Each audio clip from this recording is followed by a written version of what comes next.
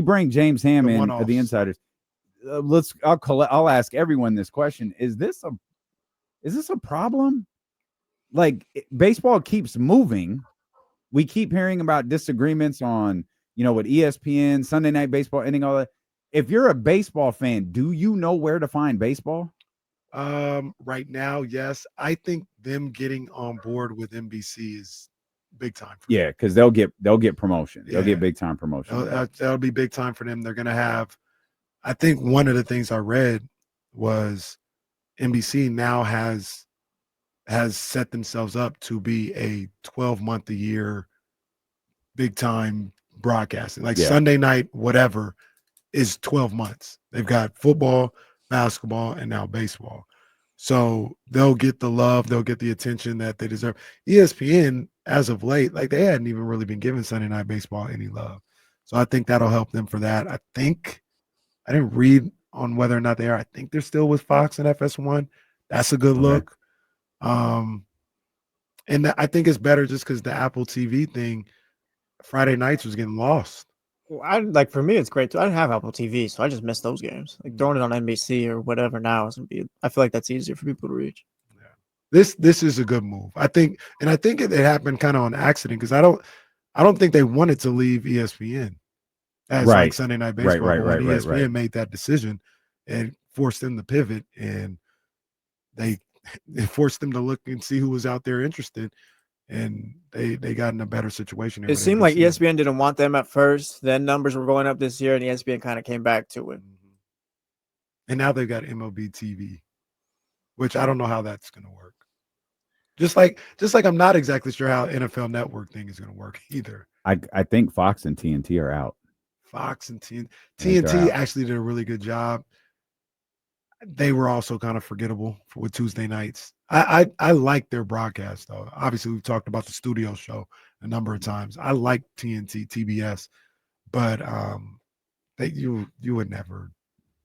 They'd get lost in the shuffle on Tuesday. James, how important do you think these media rights deals are for franchises? Not necessarily franchises, for leagues. Not necessarily the financial component, which we've heard about to death as it pertains to the NFL and to the NBA, but more specifically, like fans searching for a product and finding it.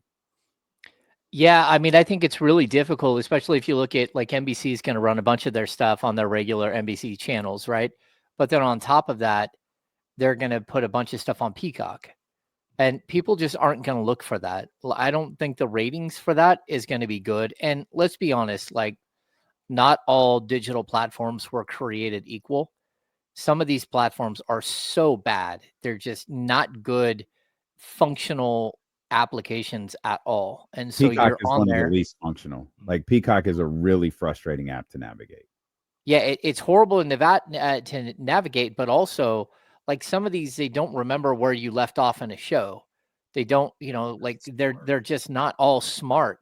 So you're left with like this imbalance of what channel you're watching stuff on. And like, to be honest with you, I think there will be a certain amount of people who are casual fans who just go like, look, I'll watch my RSN, my regular where my team is playing, but all of these games, I'm not going to sit here and search out every single night. And that's going to be a problem for the league, although probably not because they just keep getting these massive deals. It'll be problems for people like NBC who tries to push Peacock on everybody, or some of the other, broadcast partners here that just don't have a strong enough platform as it is right now. I think NBC's goal obviously has been, we want to be the sports hub. Mm-hmm. And they've accomplished that. Mm-hmm. They've got everything going on. I didn't even mention, still got the Olympics, and all that stuff going on. So they've got it all. And then you also, one of the things that I would think you get these type of deals is to get the catalog. So now MLB does have access to the catalog of Major League Baseball, NBA, and maybe if you're not putting everything on there, there is content that you can. You mean NBC? What did I say? You said MLB. Yeah. So NBC has the catalog of MLB now, and they could put things on there. I know with stuff like English Premier League, and the way they set that up, I don't always or ever watch it live, but I know the way they have it set up on the Peacock app, I can go back, watch condensed versions of those games and follow along that way. So I think it works out for everybody involved. MLB gets a home, and gets and also they're going to get on network TV now. We talk about the app, but maybe the big deal for them is NBC having Sunday Night Baseball. Well, yeah, but even like the EPL on Peacock, if you don't get to the game while it's playing and rewind back to the beginning, as soon as the game ends, it goes into purgatory. They keep saying, "Hey, replay is coming," and then you wait, and it's like 2-3 hours. So if they're going to do the same exact thing with NBA, where you can't instantly rewatch the game, then like you shouldn't even have the product, because that's going to be a problem. So hopefully they work out some of these kinks, but like it's frustrating to mine each of these apps. How many times is something on like ESPN Plus and you're sitting there, like your password won't work every time you go in, and then next thing you know, you're like searching through and trying to find whatever it is you're looking for, and then by the time you find it, it's halfway over and you're like, okay, well, this was a giant waste of time. One of the things, real quick, that ESPN may have salvaged, and once again, I'm not sure how this is going to work out, or not. It will work, but like how it operates is by getting MLB.TV. They're going to have access to the RSNs, because that's where right now I watch baseball on MLB.TV. I watch all the games. I got the league pass, so to speak, and I watch it on that. If that goes to ESPN's new service, do they get distribution rights for all the RSNs and stuff like that? Regional sports networks. Took MLB TV to mean the channel. Yeah, it's going to be like NBA TV. Yeah. But MLB.TV isn't, as far as it isn't a channel. It's their service. It's a service. Okay. MLB Network is the channel. Got it. Okay. And MLB.TV is where it's like an operating system to go watch the games, go watch clips. My guess is that's going to cost extra, pal. That would be my guess. Well, yeah, it will cost extra, but but my thought is you'd have to go through ESPN to go watch Major League Baseball. Like you used to have to do for the UFC. You have to go to ESPN Plus, then you buy the pay-per-view. Like that. Yeah. Yeah, that's what would be my guess. None of this is final though. Right. So we don't have the details on what the acquisition of that would mean.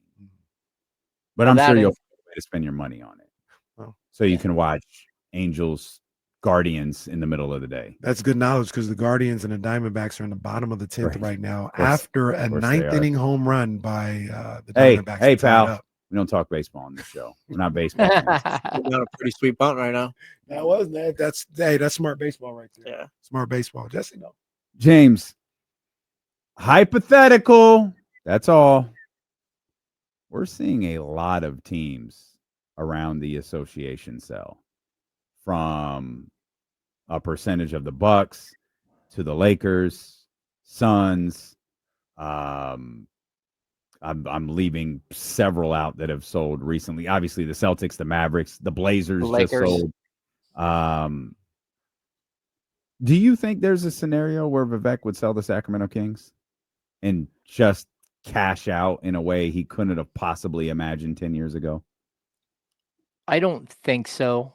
I think he loves being part of it. He loves having his name attached to it.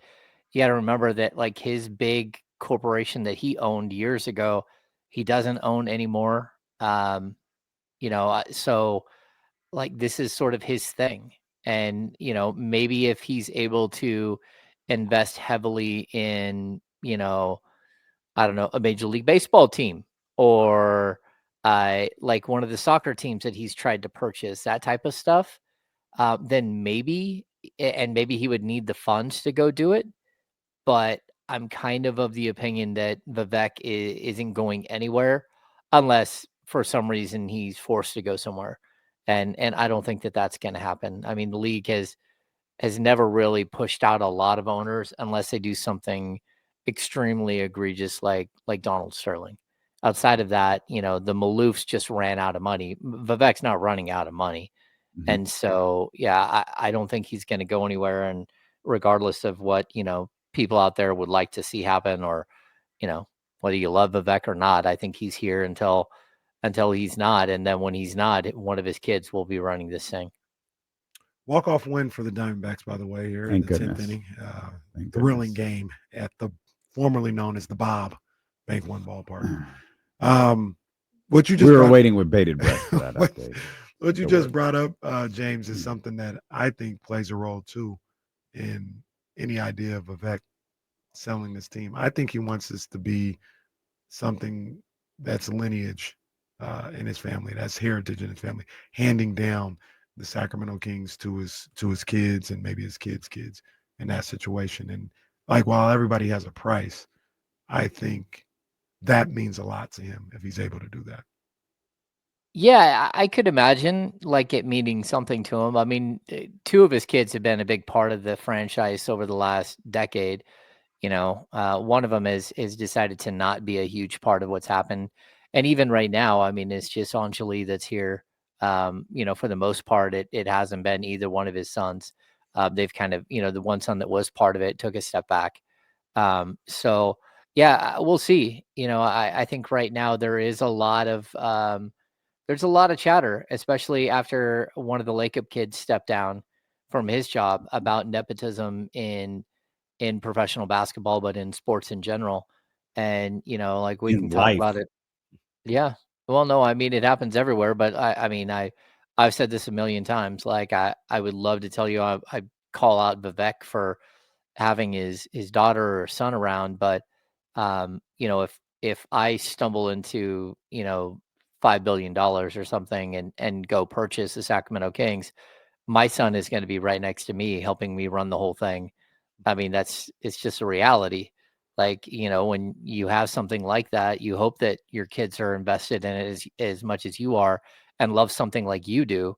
And so I don't have a big a big problem with it, because let's be honest, it's part of our, it's part of our world that, we have Nepo babies all over on TV and in movies.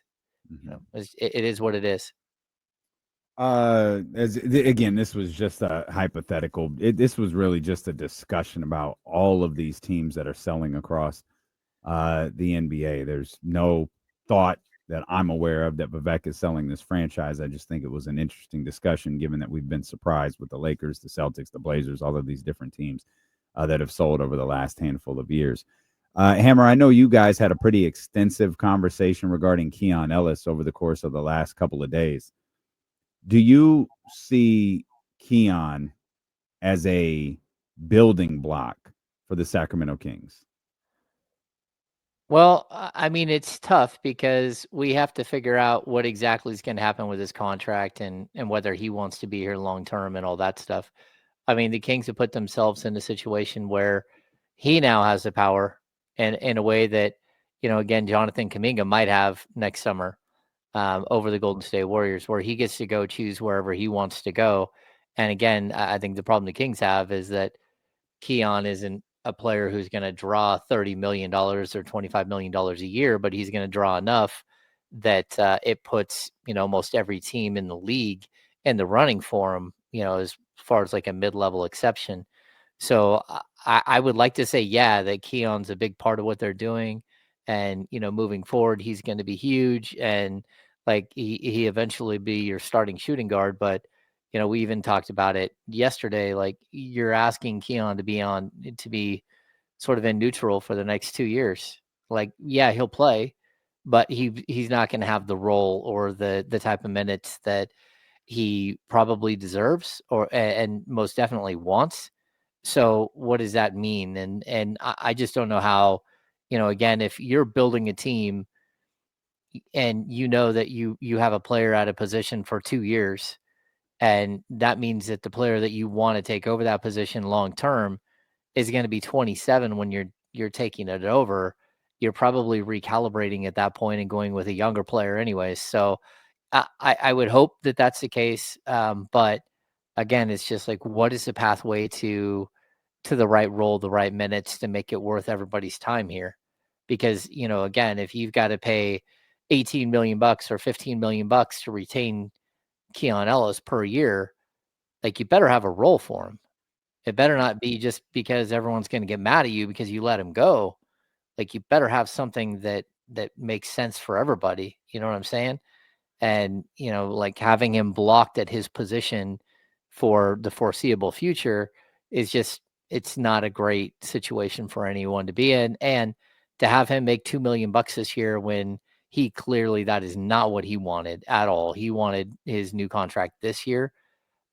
You're already starting from kind of a weird spot.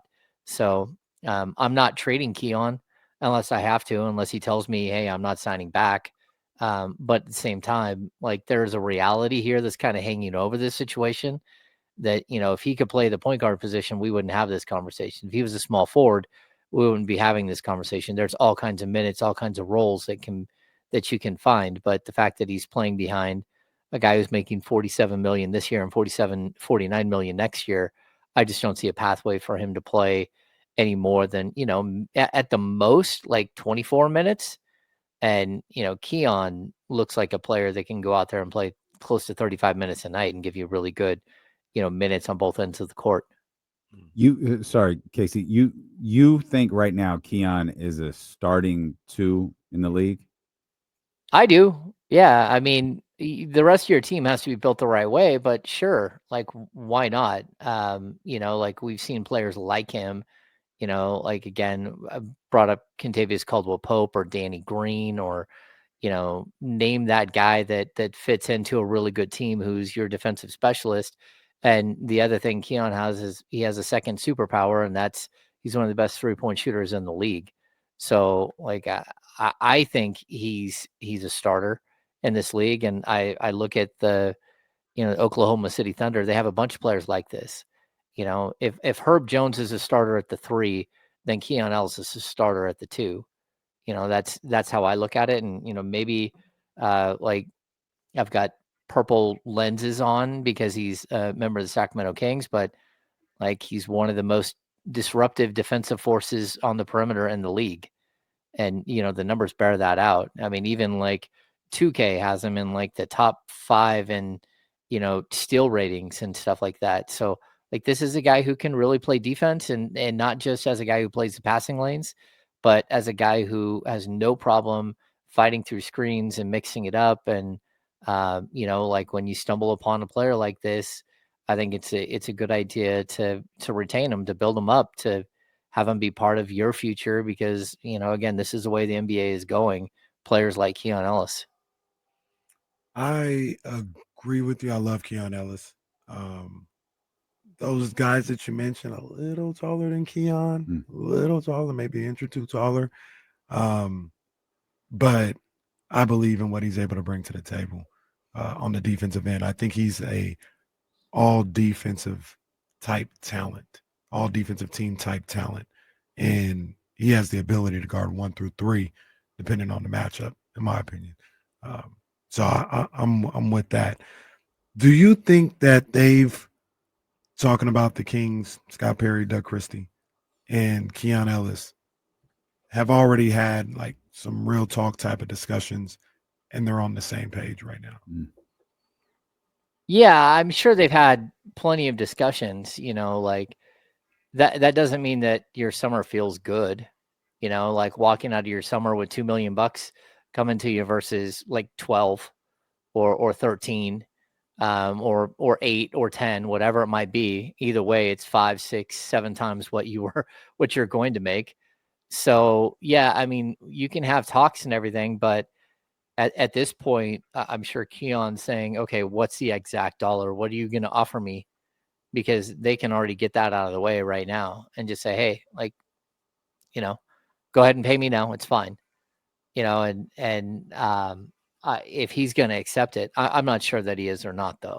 Like, we're going to have to wait, because I think there is, definitely a chance that he just, like, the bridge is already like partially burned. And when you get to the season and the reality of the minutes and the reality of all that stuff kind of hit, then I think that Keon might have a different feeling. And I know, like, Sammy here in the chat says we all need to stop hyping Keon. He's a good player, but we all need to stop. Like, I don't like Keon Ellis was the number 6 free agent on ESPN's list this summer. Like, it's not like everybody else in the league doesn't know that Keon Ellis exists or that he's a good player. Like, you have a very, very good player that other teams want. And, again, like we got in this discussion a little bit yesterday. I just hate to lose Keon Ellis for, 1 or 2 players that aren't part of your future, but you have to play. And it's like a really weird dynamic that the Kings are going to play out over the next year or two. But like in the meantime, you're going to ask Keegan Murray to take a step, but to take 3 shots less per game for 2 years, because you got guys who, again, aren't part of your future, who you're not locking up to extensions right now, but you're asking him to take less because you have these players on your roster right now. And sure, it might impact winning here and there, but like, I'm not sure that it will. And we're gonna have to see again how the Kings handle this, because it's kind of an awkward situation for everybody. Would you feel better or worse about this if Zach LaVine signed we'll say a reasonably priced, whatever you're comfortable with, Hammer, 2-year extension? So he was with Sacramento, we'll say for 3 more years, 2 more years, we'll say the last year. We'll even go ultra team option. Would you feel better or worse about that situation? Well, I would tell you, like, straight, like, Zach has got a player option at $49 million next year. Mm-hmm. If Zach LaVine wanted to opt out and sign a 3-year, $100 million deal, mm-hmm. like, okay, I would do that. Like, okay. I think Zach LaVine is a very, very good NBA player, and I also it's the 49 that bothers you, not Zach LaVine. Yeah, it's the 49. Well, it's not just the 49; it's what that 49 represents.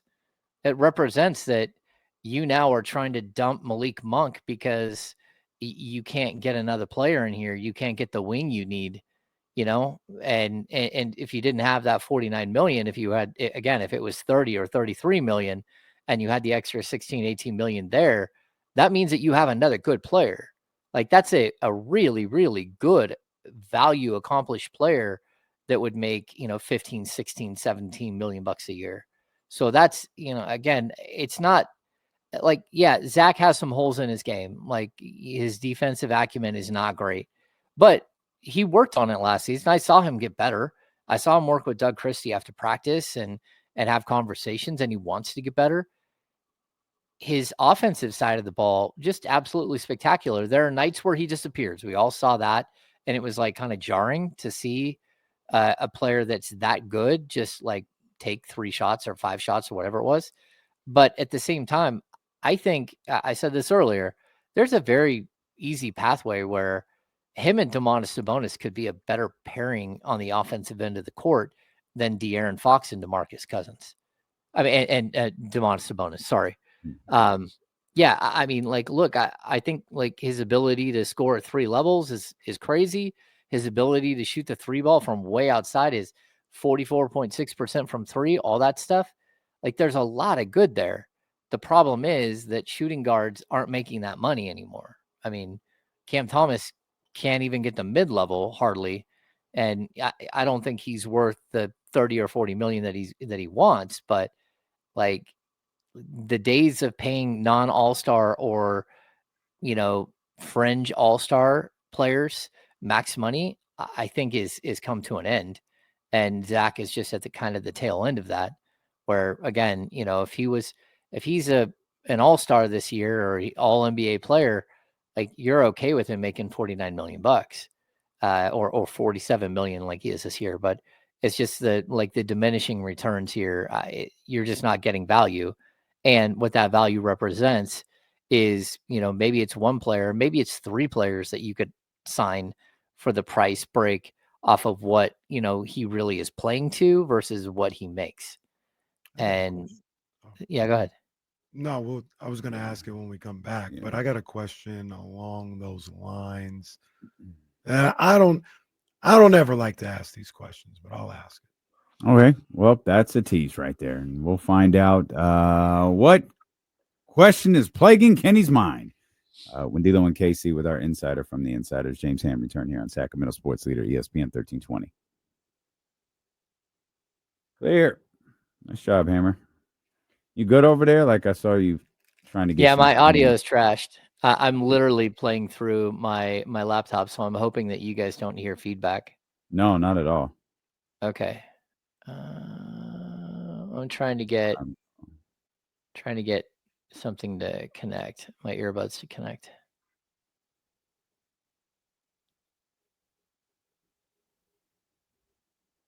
Let me see. Killing me.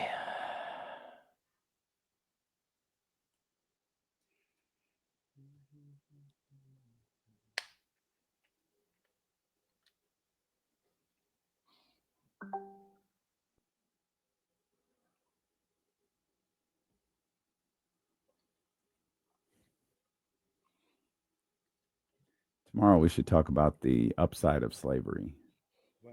No. You didn't see your boy? This man was talking about the Smithsonian. Oh, I didn't even dig deep into what he was. He said the Smithsonian is out of control, where everything discussed is how horrible our country is, how bad slavery was, and how unaccomplished the downtrodden have been. I'm sorry, Mr. President. Why don't you share with us how good slavery was? Why don't you share with us the upside of forced labor? This guy literally never ceases to amaze. Like that's a wild guy. That is a wild man. Not that he would ever be caught dead in the African American History Museum, but I strongly encourage him to go in there and walk to the bottom floor and look at the chains that are about this big and ask the tour guide to explain that those are the chains that went on the babies. Babies, like, I guess they were going to run. Right. Yeah, there's shackles about that big that went around their ankles. And they progressively got bigger. So if you were a teenager or a toddler, they have shackles for them too. Again, not that he would get caught dead there, but tell us the positives. Yeah, it's tough. It's tough, man. It is tough. So much clown behavior. Well, and how much is it just a diversion? Man. You know? Hard to even tell at this point. And the worst part is when you say stuff like this, which is so extreme, what are you trying to divert from? That's even worse. Yeah. So, yeah. Not great. Trying to fix my audio still. Let me see. Maybe? Check 1, check 2. Let's help out Hammer's audio. Yep. Thank you, Jeebus. I can hear. There you go.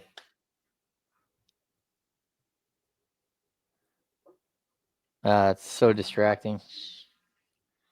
Yeah, it's tough when things aren't working right. Yeah. Tough. My headphones.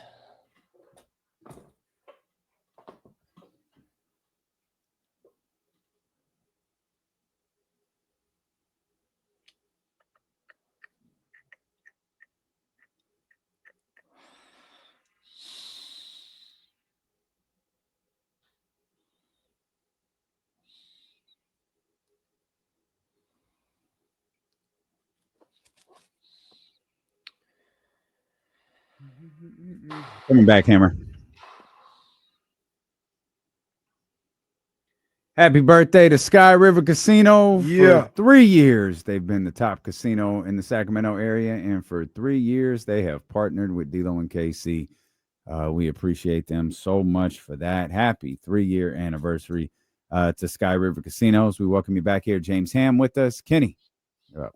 I am curious about something I wanted to ask, but I just wanted to remind people, hey, go get that new Prize Picks lineup that I'm gonna have, man. Yeah, the Prize Picks lineup is ready to go.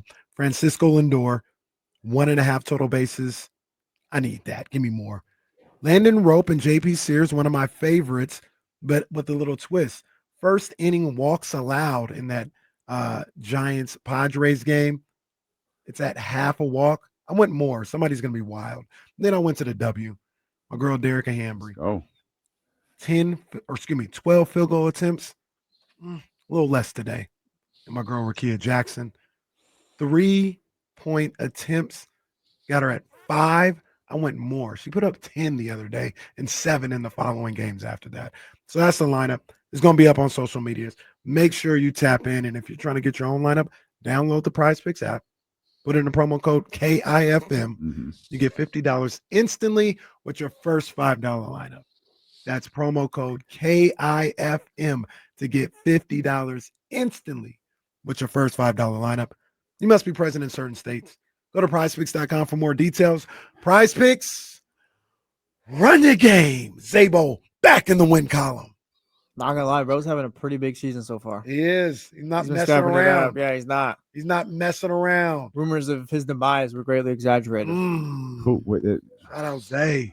Shout out Zay. Rumors of his demise. I do have my eye though on securing the Bagley this season. He's ready. been right there, one or Yeah, two he's every ready. time. And if we're being honest, one of Zabo's wins was by default after it was found out that we had an imposter account. Oh, going that's on true. here. So if it wasn't for that, that would have been to get him in first place. So it's tightly contested right now in the RYGL.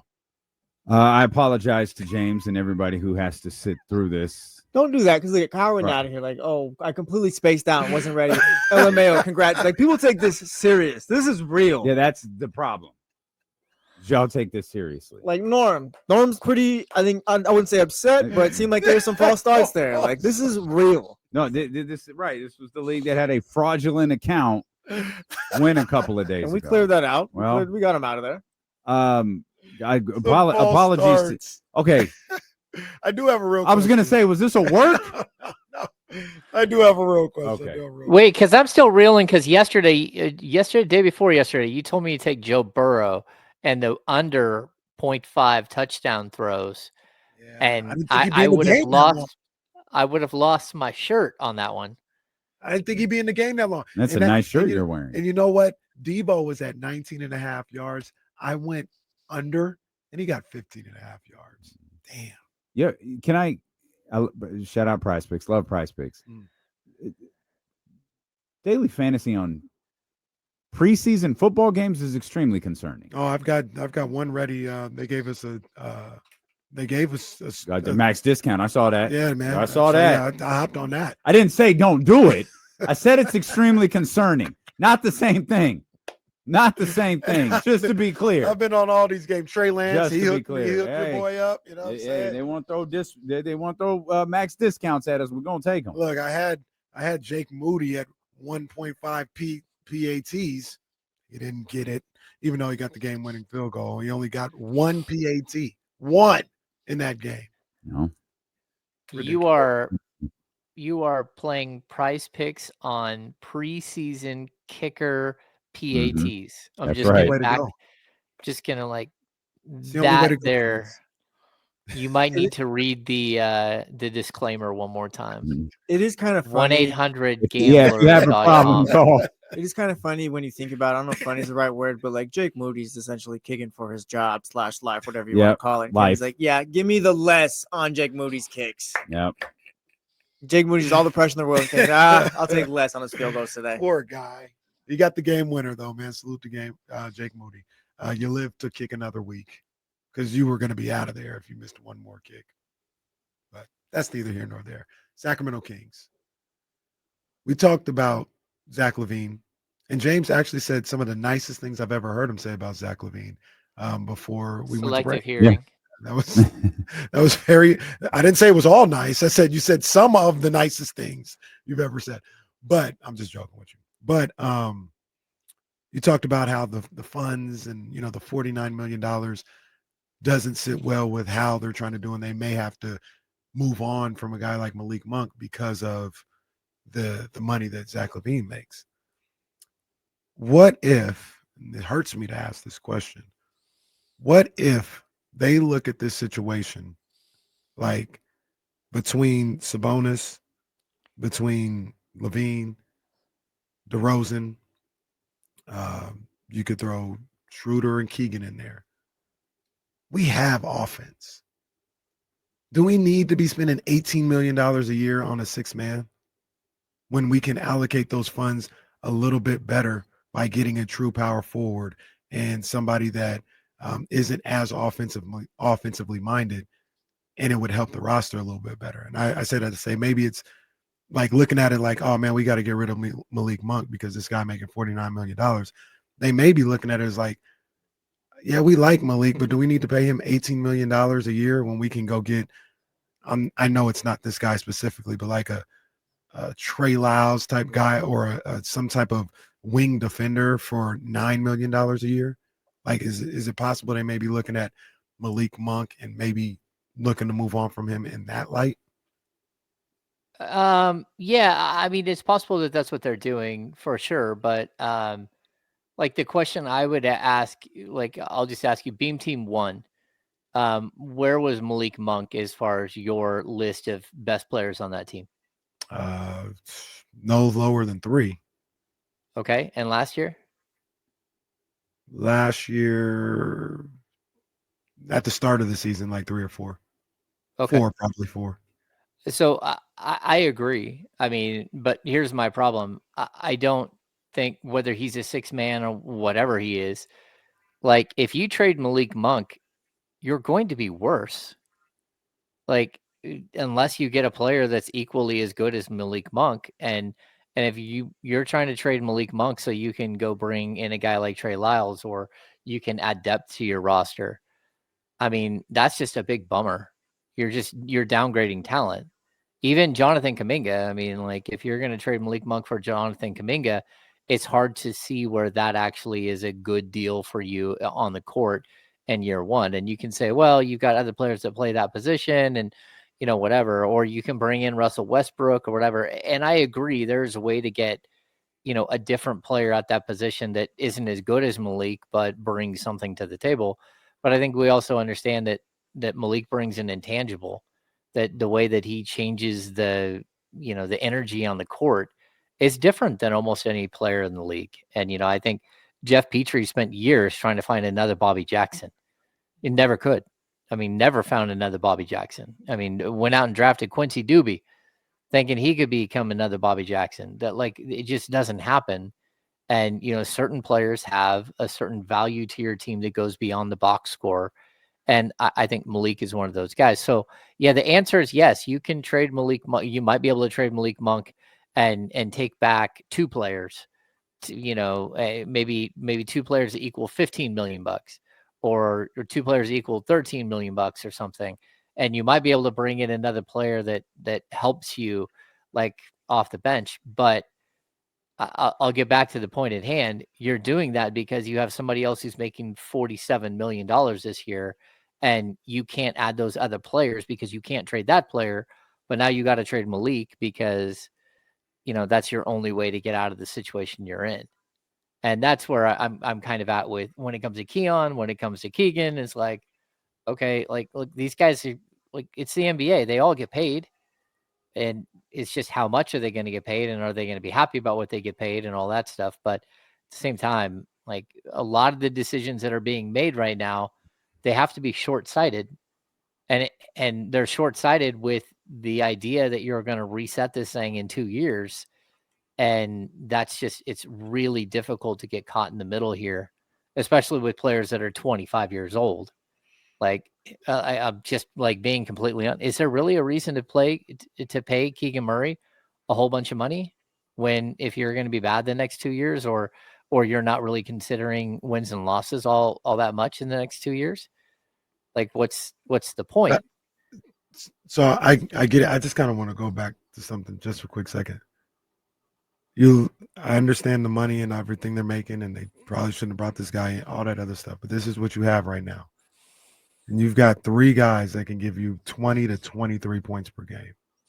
You've got another guy that can give you 15 to 17 points per game. You got another guy that's giving you another 10, 11 points per game. Why do you need to spend $18 million on another guy that's just a scorer? And I love him. Cool. That's my favorite player, Malik Monk. That's my favorite player. But why would you spend, if that's the roster that you have, why would you be spending $18 million on another scorer off the bench? I don't know what their record is without Malik Monk over the last couple of years, but like, Different team too, though. It is a different team now. Like those, well, like I yeah, don't think it's good, but that's also with Fox there, and without DeRozan, without LaVine, like it's a different team. So his scoring was really needed in those times. His creation was really needed in those times when you didn't have DeRozan and Zach LaVine and and it was just De'Aaron Fox there. So it's a different team when you talk about his record when he's not in the lineup. I would say once you get past, Dennis Schroeder, this team needs creators as bad or worse than they did any time in the last 3 years. Like you brought in a guy who averages 5 assists a game. Like, and we watched it last year. I mean, DeMar DeRozan's not a point guard. He's not a guy you can run the ball through. Zach LaVine can have a game where he has 9 assists. He's not a point guard. Keon Ellis cannot fill in as a backup point guard. Like Devin Carter, your 5th guard, 6th guard, whatever he is not a natural point guard. We just watched it in Summer League. Like, if you're losing Malik Monk, the only reason like you would consider that is if you already have Russell Westbrook lined up, which, again, I think everybody believes that there's a chance that they do, but like you don't have enough creation at all on this team. And so, like, again, some of these guys can pass, but they're not natural creators for others. And when they do typically do, like look at the games where LaVine had big assist numbers, it usually came without him scoring. His scoring numbers plummet when he becomes like the assist guy. It's just not his natural game. So I think at this point, I mean, like, again, you need someone equally as good as Malik Monk or better if you're going to move on. And for that matter, hey, I'd rather get to the trade deadline and see who's available at that point, because at that point, then you have Dennis Schroeder's contract that you might be able to deal. And there could come a point where, I mean, like, again, we can fight this battle all we want, but I would rather have Malik Monk on this team than Dennis Schroeder. And that's not because I don't like Dennis Schroeder. It's just that, like, limited players. These are players around the same. Like, again, if we're looking at the hoops hype, top 26 players at every position, I think Malik Monk is the 24th best shooting guard, and Dennis Schroeder is the 24th best point guard in the league per their list, right? But looking at their list, it seemed pretty fair.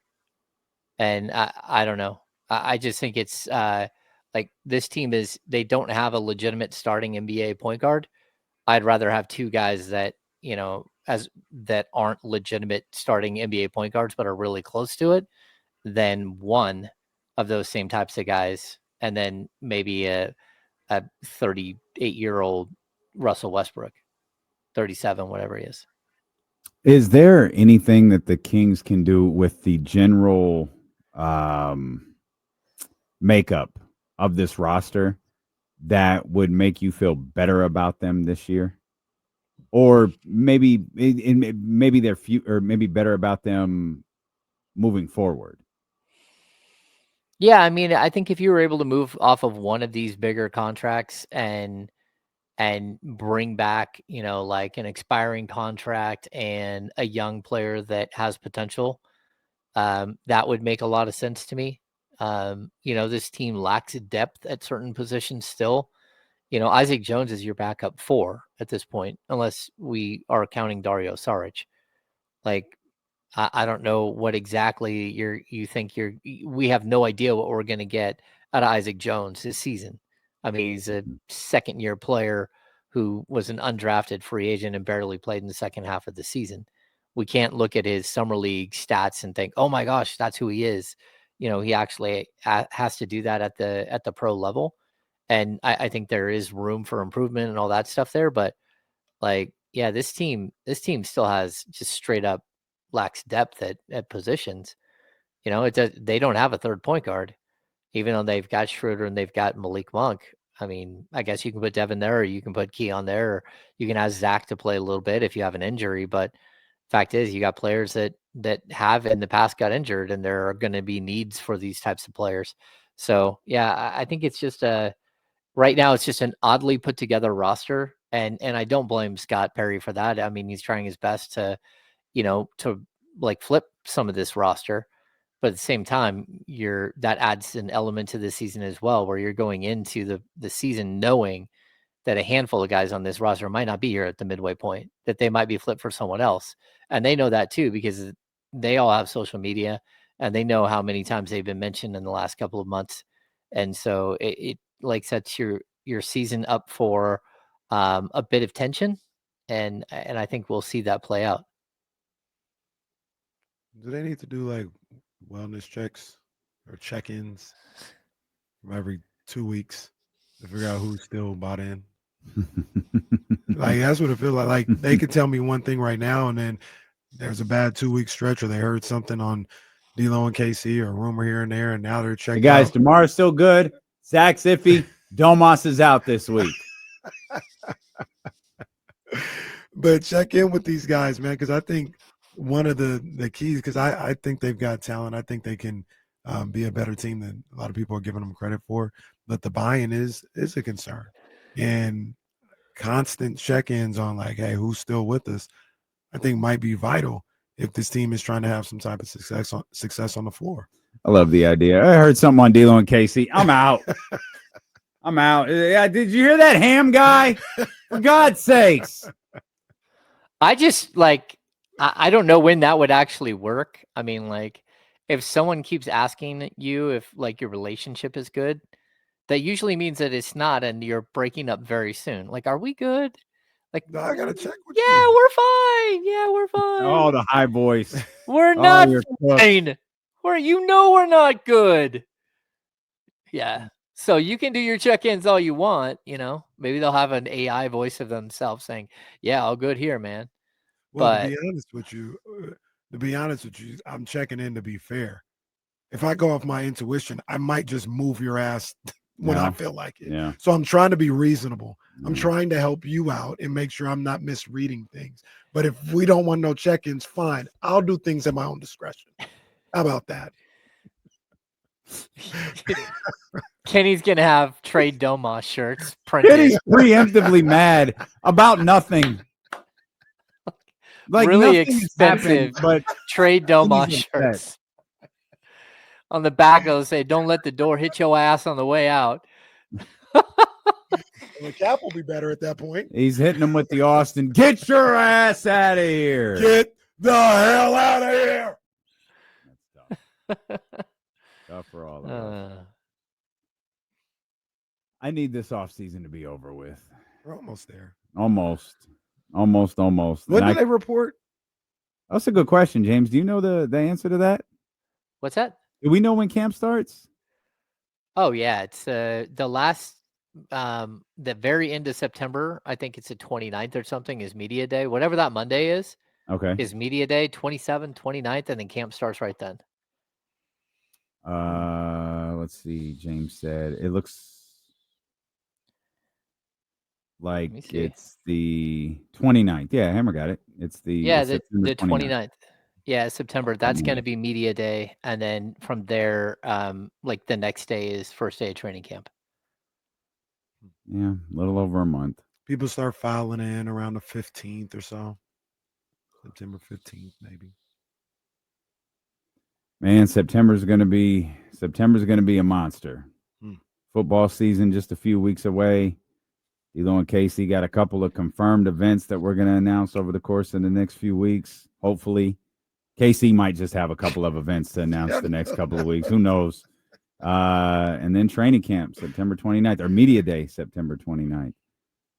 That'll be fun, man. I think I'm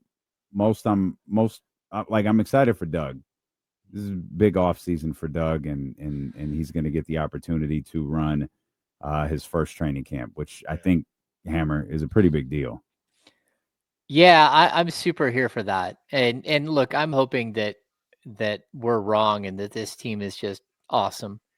Like I am, because Doug deserves that. The last thing you want is to be a guy who, like, really, you gave up a very well-paying media career to become an assistant coach. And I'm sure he took a step back financially when he did that. And then as you're going along, like, he could have easily been like the analyst on, on the broadcast and his own television show, his own radio show for the next like 18 years, 20 years, until he decides he doesn't want to do it anymore. Yeah. And he put that aside and said, no, I want to go and try to get this team over the hump and go win something. And to me, like, what you don't want to see is for him to get into that role and for it to just be a disaster. And so I'm hoping that that's not the case. I'm hoping that they can win, a handful of games this season just on style of play. Oh, James is already sick of the Kings. Like, About this how, team is trash. I'm so tired of them. Doug, I'm bored, brother. Yeah. Man. No, I'm hoping What a that they shot can. at Doug Christie. All they these can win. years you claimed to be his friend and turned on him. Yeah. I hope that they can win games on, again, like, physicality and the coaching that they're putting in place, the the personality of the team. I'm hoping that they can win some games just on that, in addition to being very talented. So we're just going to, it's going to be tough because he's got to be super creative. And at least he has a coaching staff that, he's been working with all summer long to get to, sort of build a plan for this thing. And it includes people that wants to be here. Yeah. That will Well, and his staff, like guys like Bobby Jackson, he can trust. Bobby and him have been friends for 20 something years. Like, these guys are very close, and it's someone that you rely on. And Leandro Barbosa and him have a very good relationship. I'm hoping him and Mike Woodson, Mike Miller, like, have really, really strong relationships. And because that's what you need. It's a long season, and I'm hoping that he can delegate this season, where I don't think he felt like he could delegate at all down the stretch of last season. Related, but not necessarily related, because James was talking about Doug leaving a broadcasting career and all that. Did you see who recently retired and is now with the Amazon Prime group? I did. John Wall.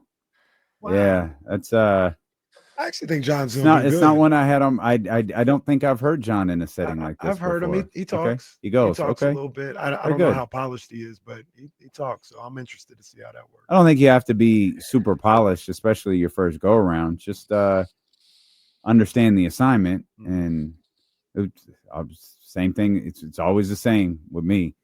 Educate me or entertain me. Mm-hmm. That's it. And I think John's got a pretty intimate knowledge of the game. I'm curious. Yeah, I'm curious. I like it. Also, who knew John Wall wasn't retired? Who knew? Congratulations. Hope somebody got you a watch. Didn't we ask for the Kings to sign him like last year? Hell, we asked for the Kings to sign any point guard last year. And then Jesse got Jesse got Markelle Fultz I think Jesse was the one who got Markelle Fultz here. Sorry about that. Hey, push that Blame button. Jesse. Russell Westbrook here. Fine. We want Russell Westbrook on the Kings. Make it happen. Russ is playing for the Kings this year. That's happening. So is Doug McDermott. Oh no. Yes, he is. This year, Kenny? Oh, good. Yeah, good call. Oh yeah, he's shooting over 46% from three. Doug McDermott. He's what? He's shooting over. I said 46. He's going to shoot over 46% from three. He's going to shoot over 42%. Okay. Maybe he'll shoot over 42 threes. Great. How about we end this show? Tap in tomorrow. The Kenny Caraway Show begins tomorrow at noon. KC. Immediately following the Insiders. Appreciate you guys so much for being with us. Thanks to James Ham as always. We will see you guys here tomorrow, beginning at 10 a.m. with the Insiders on Sacramento Sports Leader, ESPN 1320. Vamos, John Wall.